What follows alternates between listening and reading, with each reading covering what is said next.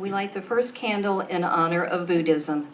To be a monk is to have time to practice for your transformation and healing, and after that, to help with the transformation and healing of other people. We light the second candle in honor of Taoism. Knowing others is intelligence. Knowing yourself is true wisdom. Mastering others is strength. Mastering yourself is true power. We light the third candle in honor of Judaism. You must also face the real world and challenge its chutzpah over and over.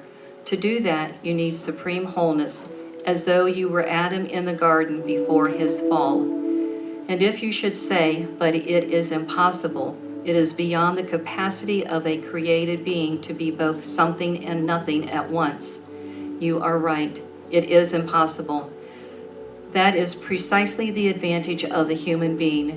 That is why God created you, to join heaven and earth, nothingness and being, to make the impossible a reality. We light the fourth candle in honor of Christianity. The miracle of Jesus is not that he was a superhuman figure, but that he was a mature and whole human being. He is a model of what it means to be fully human. He was called the Christ, an embodiment of the archetype of wholeness that is at work within each one of us and permeates the universe. The goal in the fulfillment of our lives and ultimately the collective life of humanity is to come to maturity, to the measure of the full stature of Christ as set out in Ephesians 4:12. We light the fifth candle in honor of Islam. Muslims constantly are reminded that engaging to create a more humane world is required. Salvation means not only to be saved from sinful acts, but also to be engaged actively in the improvement of the world. Becoming morally upright person is possible only through morally informed conduct. We light the sixth candle in honor of the Native American traditions. Treat the earth and all that dwell thereon with respect. Remain close to the Great Spirit. Show great respect for your fellow being. Work together for the benefit of all mankind. Give assistance and kindness wherever needed. Do what you know to be right. Look after the well-being of mind and body. Dedicate a share of your efforts to the greater good. Be truthful and honest at all times. Take full responsibility for your actions. We light the final candle in honor of the Wiccan traditions. The goddess within has many names. She is the great goddess, the mother goddess, the star goddess. She is the ground of all existence. She is the pregnant void that exists in the blackness where between the stars and beyond the subatomic particles. She is the quantum field of all potentiality, the mother of everything that has taken form in this universe. Reawakening her is the spiritual act which can save the physical world. And we awaken the great goddess not only out there, but within each of us. This is how she regains her place and the power in the world.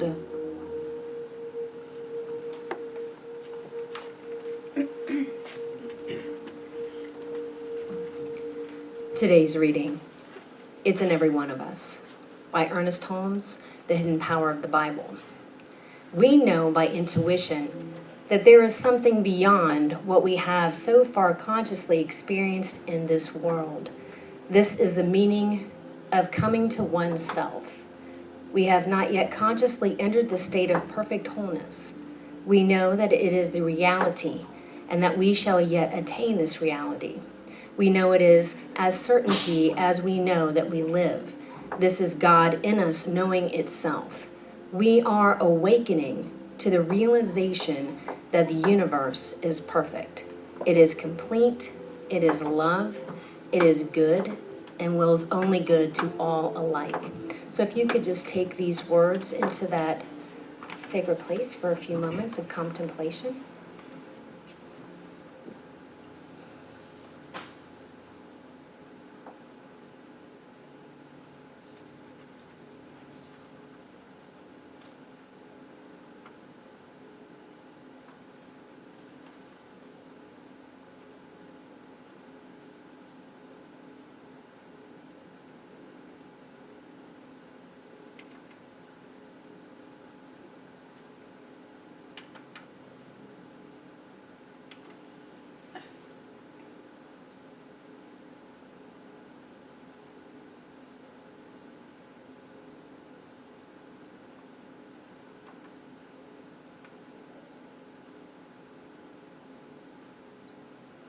So I'm knowing that right where we are, there is only this one power. That power is the power of God that has created absolutely every single thing on this planet. It is that indwelling Christ consciousness that is within and woven into this divine tapestry that we call our soul. And so I know that that same energy, that same power is divinely orchestrating this whole entire service with our band, with Reverend Cece, the Children's Church, every single person that is here, as we are uplifted in our own consciousness, so we can take that truth out there into the world and live through it as us and around it, as that is God right there with us all the time. And I say, thank you, God. And together we say, and so it is.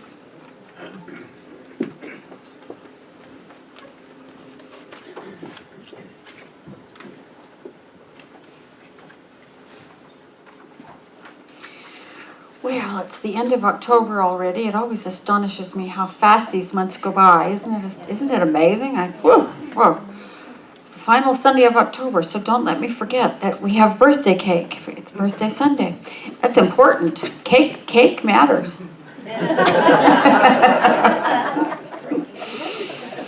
But seriously, we have been talking all this month about this idea of global transformation through personal transformation. And the title today is It's in Every One of Us. It comes from that old song we used to always sing, Holding Hands. It's in every one of us to be free, to be wise, to know all that we need to know. And all of that is absolutely true. There's some other things within us that I think we need to talk about today. One of which is what Carl Jung called the shadow. And yeah, I know, dog, it's a tough one. He has kind of a running commentary. The shadow is the part of us that we refuse to acknowledge. It's the part of us that we repress and suppress and bury as deeply as we can in our own awareness, beyond our own awareness. It's kind of like the sub-basement of consciousness, if you will. You know, we have the upper level, which is filled with light and love and goodness and kindness and compassion, and that's what we want to think about ourselves. And then we have the main floor, which is where we live most of the time, which is just sort of schlepping through life, right? Sometimes we go upstairs into the light and the love and the kindness, and sometimes we go down into the basement and dig around in the cobwebs to find something we know is there, we just don't quite know where we've left it. And then there's the deepest part of the house, the sub-basement, where things exist that we cannot name, things that we can't remember what they look like. There's light switches down there, but every bulb is burned out. And every once in a while, something from the sub-basement comes crawling up the stairs. And first into the basement and then into the main floor. And when it gets there, it usually takes us over. It sort of drives our behavior, and we don't even know it's there. They're tricky little things, those guys that crawl up from the basement. And what lives in the shadow, in the sub-basement, is the shadow self. And it takes us hostage. You know, as an example, you might know somebody, I used to be this person, you might know somebody who's really, easy to get along with and calm and loving and kind until they get behind the wheel of a car. And then they turn into, potty mouth. All of that kind of anger, their anger comes out once they get onto the freeway. Or you might know somebody, I used to be this person too. You might know somebody who's just great until a little alcohol loosens the tongue. And then they put that hat on and become, a witch incarnate. You know those people? I never saw that happening to myself. I didn't know it was happening, but it was. That's the dark shadow, and everybody has one. There are some characteristics within us that we just refuse to acknowledge. And here's what the shadow can sometimes look like. Where our healthy ego might observe something, the shadow either denies or dissects it. Where the healthy ego might assess a situation, the shadow mind judges and blames. Where the healthy ego learns from its assessments and makes changes in conduct, the shadow mind doesn't put anything into practice that it's learned. It just keeps doing the same thing over. A healthy mind learns from its mistakes and makes amends when appropriate. But the shadow mind doesn't do that. The healthy mind is not compulsive. The shadow mind's a bit obsessive even.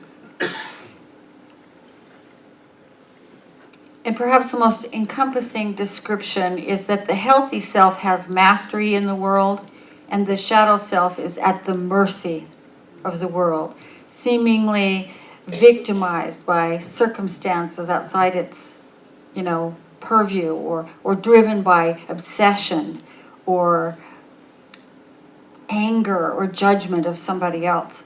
And we have a collective shadow, just like we have an individual shadow. And I think we're seeing our collective shadow being played out in the world right now.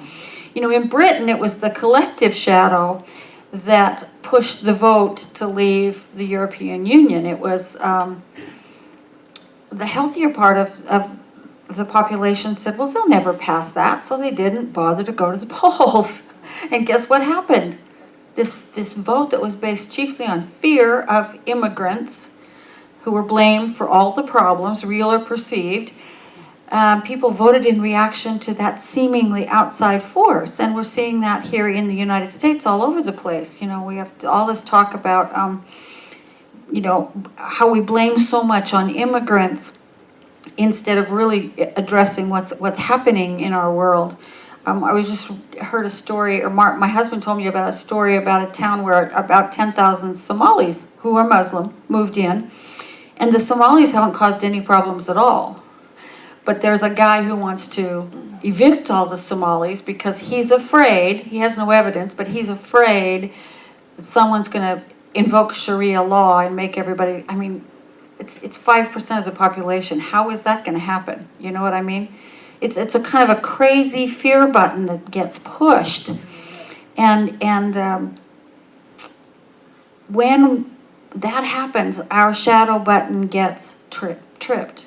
And we sort of go into this mode of, it must be their fault because I can't figure out what's going on inside of me. It must be their fault. The less awareness of ourselves we have, the easier it is to blame some outside force. Mexicans, women, black people, Muslims, whoever it is, Republicans, Democrats, whoever the group that trips your trigger is. We see it in the news every single day, all the time. And our collective shadow is made up of all the ghouls and goblins of our individual shadows that sort of come together in society. And the way we change the world is to deal with our individual ghouls and goblins. We have to see ourselves. We have to become more and more intimately aware of who we are and what lies within ourselves, and we have to get to know what lives in the sub-basement. We have to kind of invite it up for tea and sit with it and figure out what it's there to teach us and give us and make friends with it. And the only way I know how to do that is very gently. We have to be so gentle with ourselves, because the evidence of what our shadow triggers are everywhere. Just think about who makes you angry. Think about who you judge. Think about what situations just make you, they flip the freak out switch. We can figure it out simply by knowing what it is that triggers us. And then we have to begin to be open to the idea that the very behavior or characteristic that's making us nuts is in us. It exists right in here, in some form or another. And the shadow, once it's incorporated, once it's integrated, is our source of greatest power. Because as long as we're fragmented, we're looking outside of ourselves and we're blaming somebody out there and we're reacting to everything, our power is being bled off. We don't have access to it. It's gone for no good reason. For no good reason at all. So when we try to make ourselves aware of all parts of ourselves and welcome them, we get stronger and we get more powerful. And I have to tell you that doing this work is not a job for the head, and it's not really a job for the human heart. The human heart exists to pump blood. It's a job for that greater heart, that spiritual heart that Christians call the sacred heart of Jesus, that the Buddhists call the heart of a bodhisattva. The Muslims ask, or the Sufis ask, that God open the eyes of the heart, because the spiritual heart is enormous and powerful, and it has the capacity to see everything we've repressed and love it. It has the capacity to ask it in and make it welcome and to call forth all the shadow parts of ourselves. And here's the thing about the shadow. Here's another thing about the shadow. It's not just the stuff we don't like. It is our most glorious and powerful and wonderful characteristics as well. I was listening to Becky sing that song and realizing that when I was a little kid, I loved to sing and I loved to dance and I loved to write poetry. And what I got told was, well, you certainly didn't inherit your mother's genes, did you? Because my mother was a coloratura soprano. She had this gorgeous voice, and no, I didn't inherit her genes. And I didn't inherit my sister's artistic genes either, because if I draw, it's kind of like what might be produced in the very first day of kindergarten. And I'm okay with that. And my poetry was, well, my sister poked a lot of fun at it, let me put it that way. So all that stuff got buried. And I lost the capacity to draw on it. The joy of just singing or dancing or making art.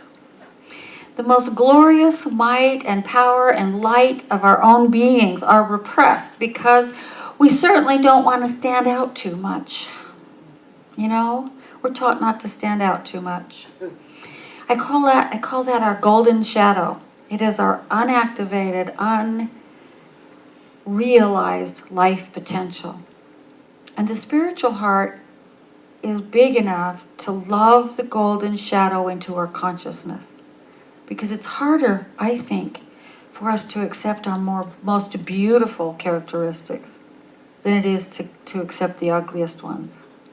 I think it's harder for us to accept how amazing we really are.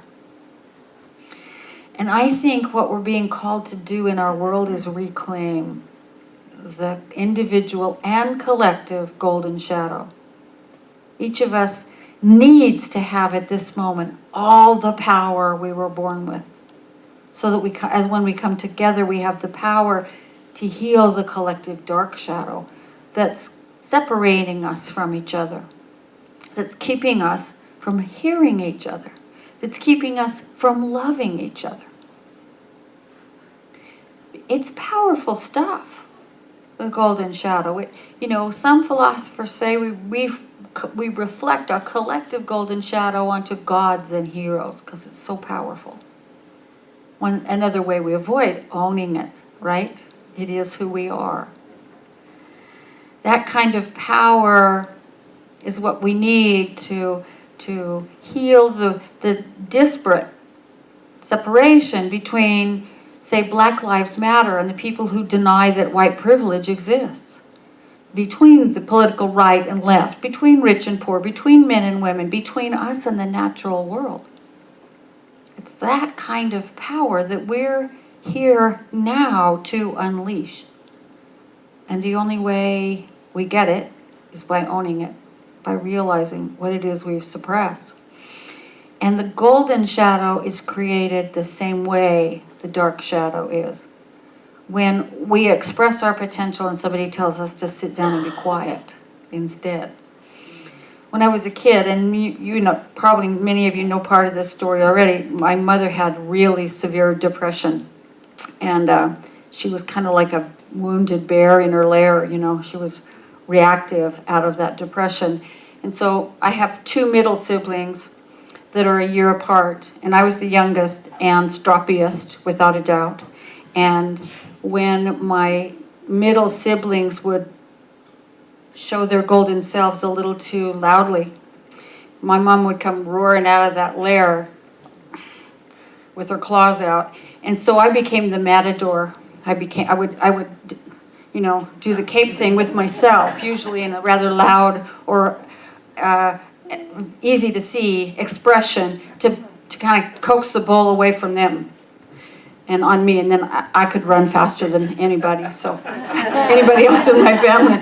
So I would run away, and I was the matador to distract her. Well, the results were that it became very unsafe for me to act out in any way, let alone my best self. But what that part of me is the part that will fight for you and your right to be who you are. And for years, I put that away because it was unsafe to express it. And I became reacquainted with it recently and saw how that's what guided me into the practice of law. That's what guided me into ministry, ultimately, because this is the kind of atmosphere in which I want to fight for your right to be who you are.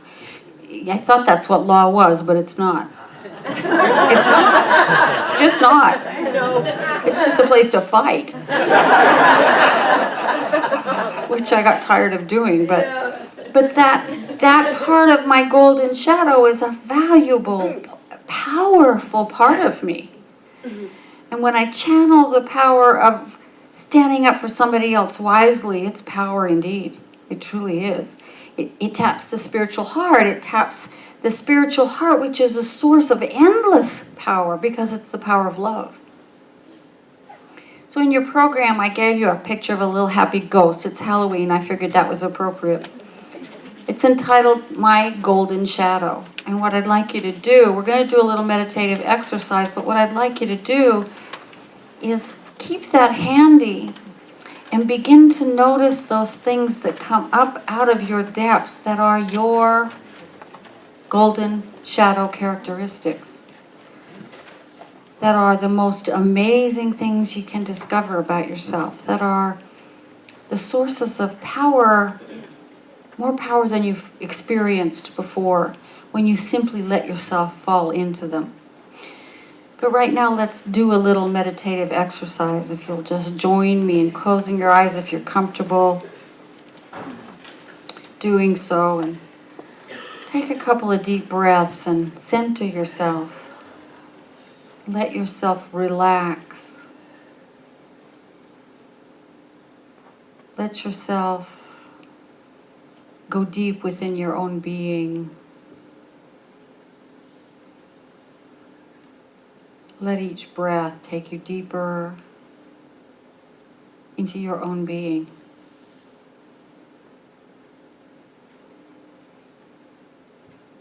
And imagine someone that you admire a great deal. See that person in your mind's eye. And let yourself be filled with whatever feeling or feelings this person evokes in you.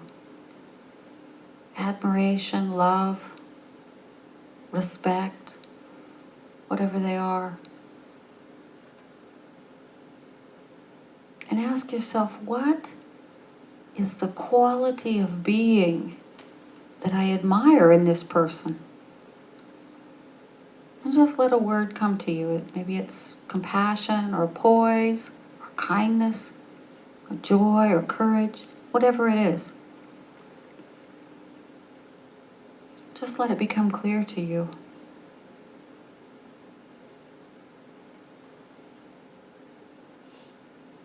And now take that word deep into your spiritual heart and ask, where does this quality live in me?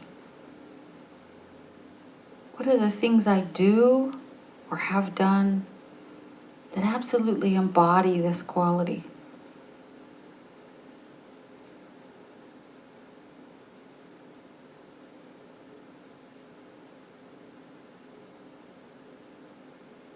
See if you can find a place for that word, that quality to lodge in your heart.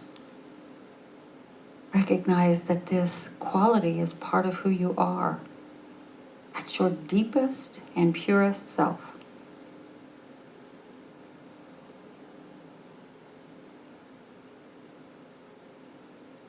And what other qualities do you admire in people that just might live in you too?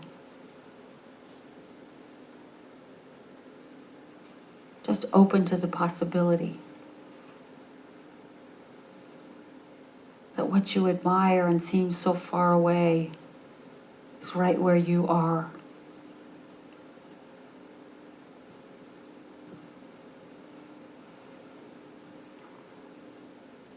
What are the things that you do that are really good, yet you hide them?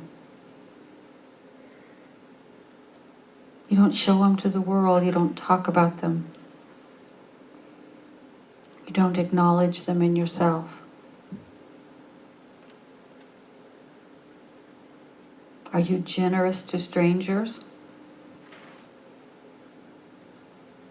Are you kind where others aren't? Have you been quietly helping people less fortunate than you? What are these things that you do that you brush off?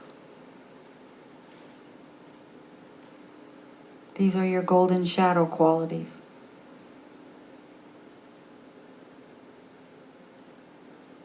Acknowledge yourself for these qualities.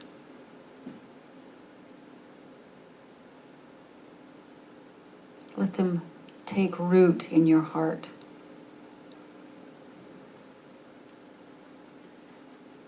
Commit to seeing them in yourself every single day.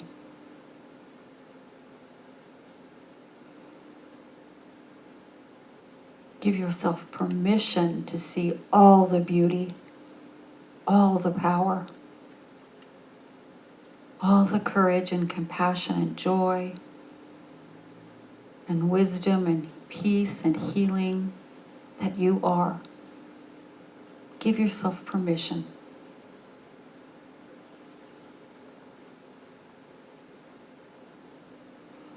And know that since you have given yourself permission,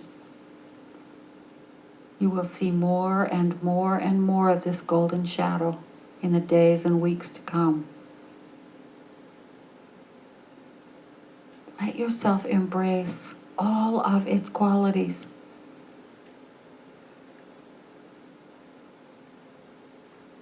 Make a commitment to yourself to reclaim them and let them be expressed and acknowledged in your life.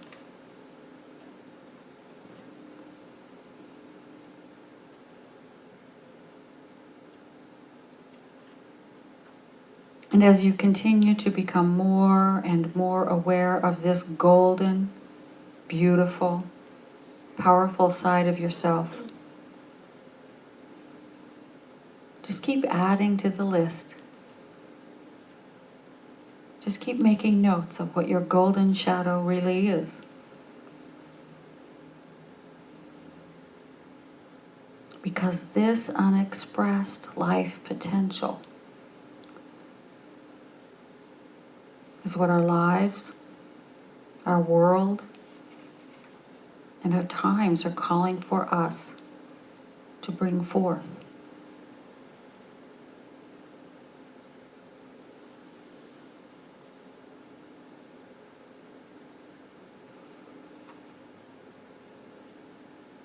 And now let's simply pray together. Let my words be your words.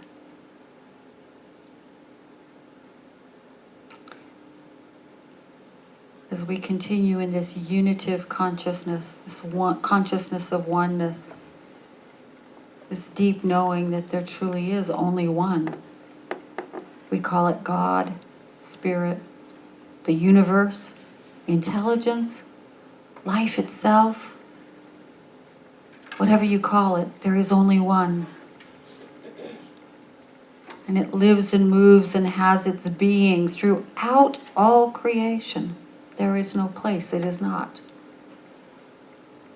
There is no moment in time not fully filled, completely filled with the infinite, unconditional, boundless love that spoke this universe into being.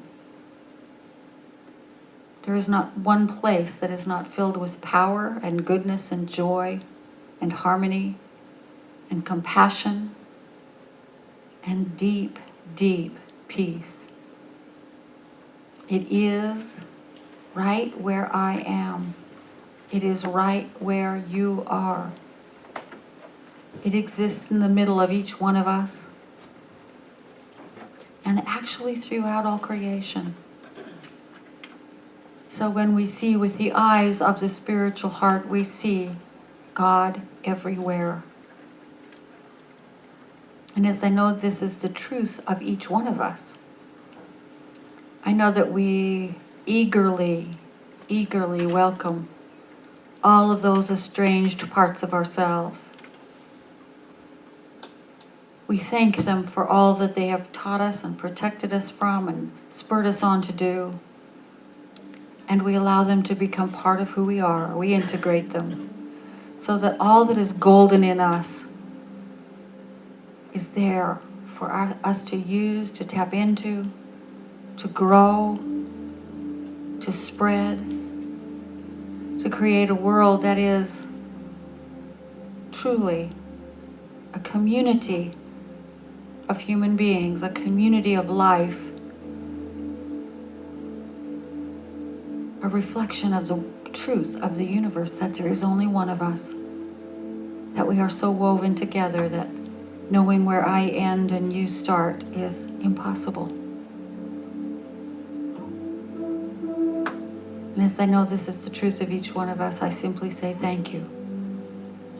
I know that we do this work with gentle wisdom and with great love, and that as we do it, the light grows. As we do it, the love grows. As we do it, the peace grows.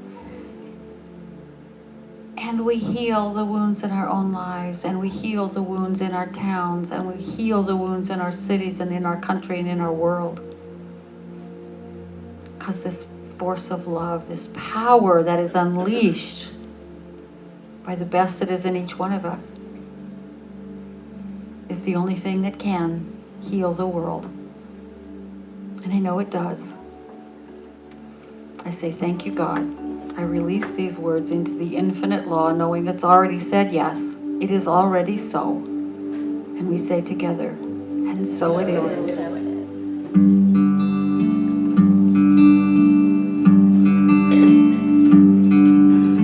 I am just a thread, a simple thread in this glorious web of life.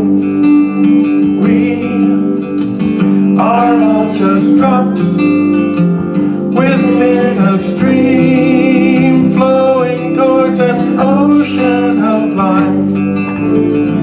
We may forget where we come from. We may forget where we're going to. I might not see that you're a reflection of me as much as I'm a reflection of you.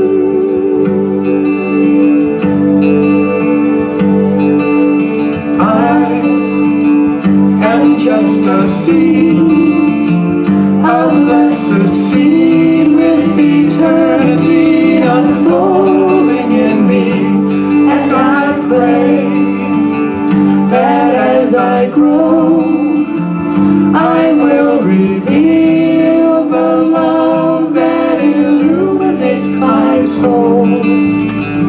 When I remember where I come from, when I remember where I'm going to, then I will see that you're a reflection of me as much as I'm a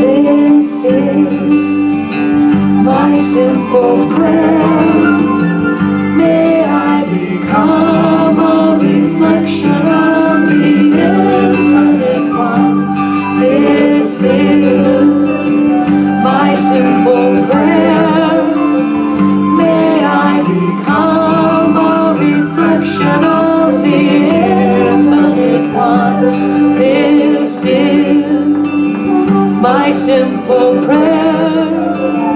May I become a reflection of the infinite one.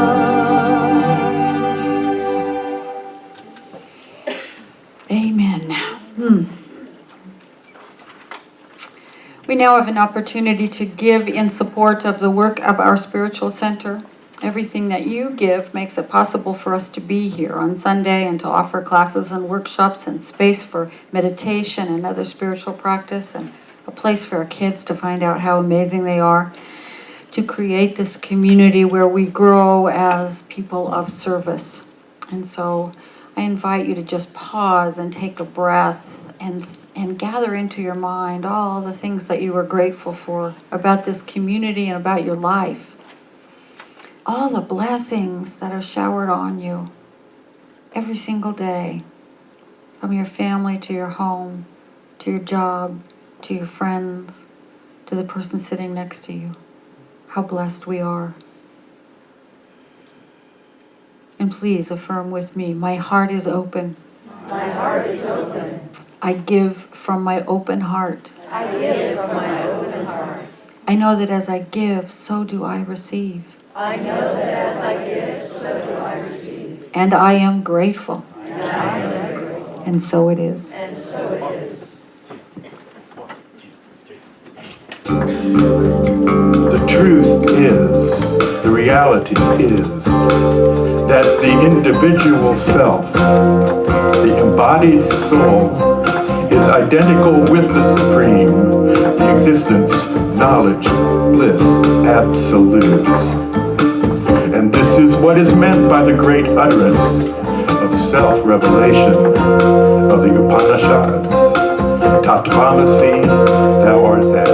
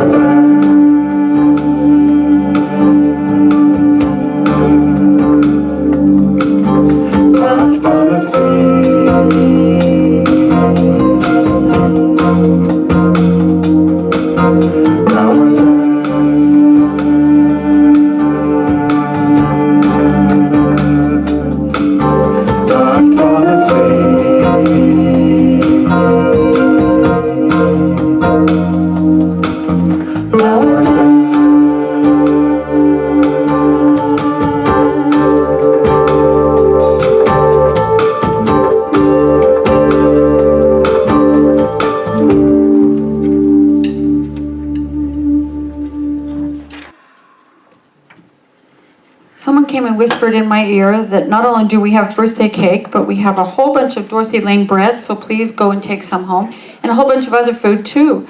And since we have birthday cake, I would like to say happy birthday to the October babies.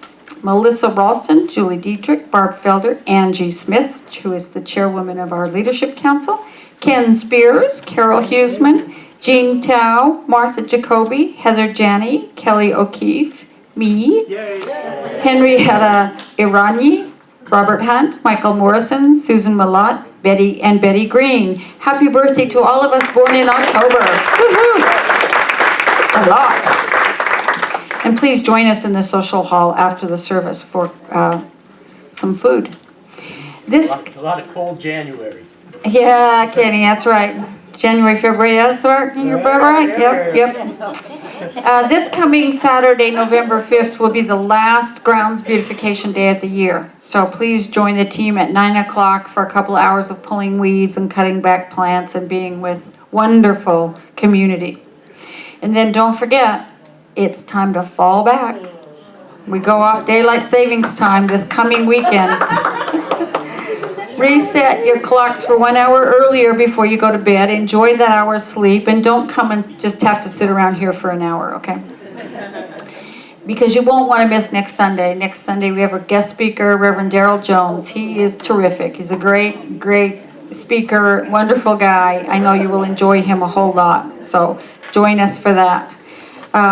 If you take a look at the last page of your bulletin insert where it says calendar, and also the special insert on our service teams and affinity groups, there's lots of information on what's coming up around here.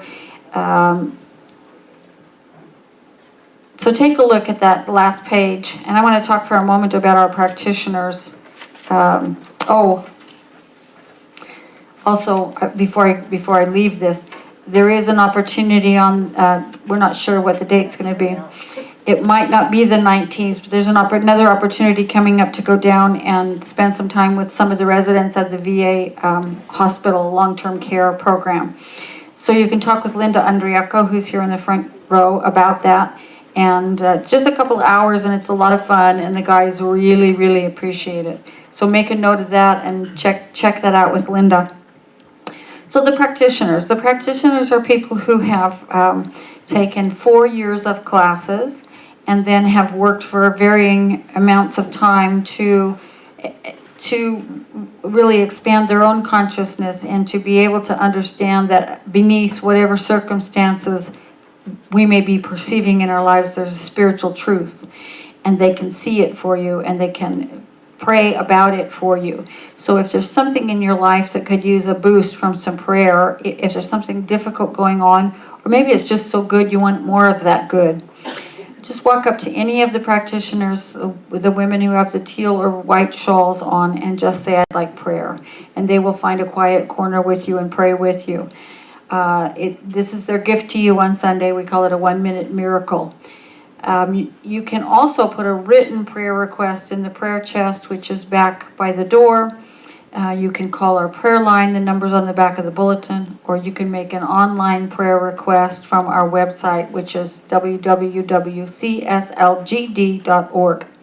We make all those ways available so that this group of prayer warriors can pick up those requests and support you in consciousness and in the one mind that we know exists.